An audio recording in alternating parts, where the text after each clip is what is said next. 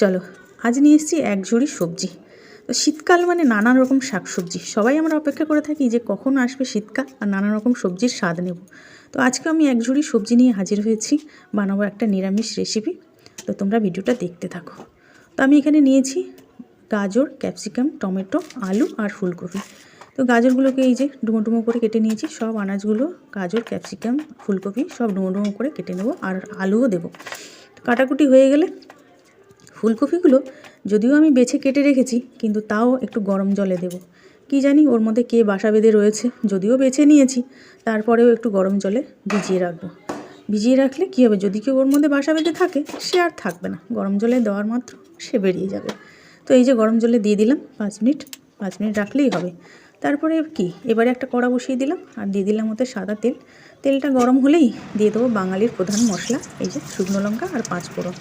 এটা বাঙালিরা প্রায় সব সবজির মধ্যেই ব্যবহার করে থাকে।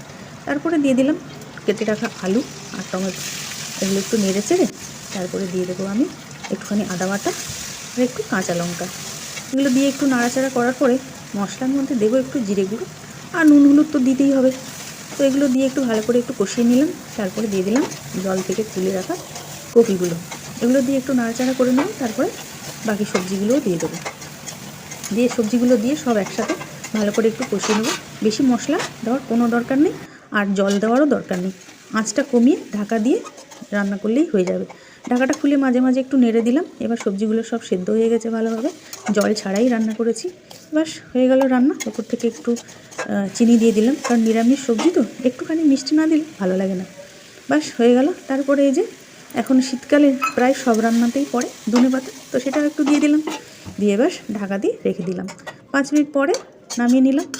তো বলো এবার রেসিপিটা কেমন লাগলো দেখতে? দেখে তো মনে হচ্ছে দারুণ, আর জানো তো খেতেও হয়েছিল দারুণ। তো চলো, এই হলো আজকের আমাদের রেসিপি, তোমাদের সাথে শেয়ার করলাম। তোমাদের কেমন লাগলো কমেন্ট করে অবশ্যই জানাবে, ভালো লাগলে একটা লাইক করে দিও। তো চলো আজকের এই অবধি, দেখা হবে আবার একটা নতুন ভিডিওর সাথে। আজকের মতন টাটা।